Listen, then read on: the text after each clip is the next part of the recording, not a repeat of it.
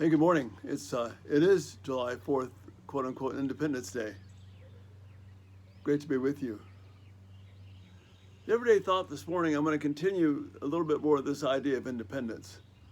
What does independence mean? And really, the concept of independence is largely a myth, especially in regard to history.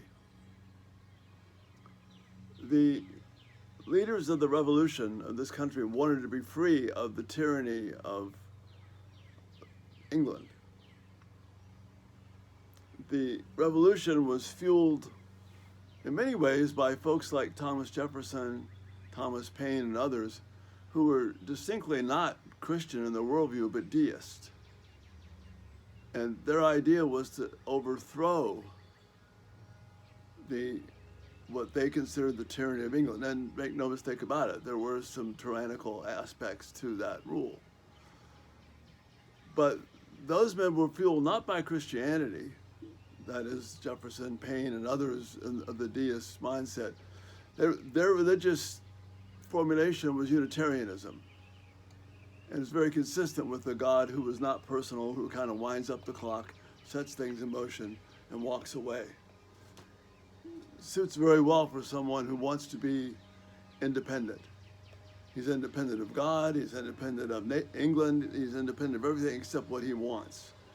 And so the Articles of Confederation, which were drafted in 1776 and lasted by the Continental Congress and lasted till 1887 when the Philadelphia Convention gave us our Constitution. That experiment in man having freedom and ultimate democracy utterly failed. And the people realized that we were just exchanging one form of tyranny for another. So the inadequacies of deism and the articles and the mindset behind the Declaration of Independence quickly resulted in something that was not tenable. So what came about was the Philadelphia Convention, the Constitutional Convention, which was still not fully Christian, but influenced by biblical thinking far more than the Articles had been. And we see this new realization that man needs to be protected from man. And inherent in that thought is that there is a evilness in the heart of man, and we need some form of human documentation to protect us from that. So the framers of the Constitution, again, while not fully invested into a biblical worldview, realized that this idea of ultimate human democracy, which is what Jefferson and Paine and others and the Unitarian folks supported, was not going to work. So what they did was they framed this document that we have now with the ability to be amended, with the ability to be changed, with the ability for mistakes and misunderstandings of history to be corrected, that has been happening all through our history with the Constitution. The ability to amend the Constitution is one of the greatest blessings that they gave us. But what I want to focus on is that the idea we don't have independence from God. We are not independent people. We owe everything to Him. We owe our next breath to Him.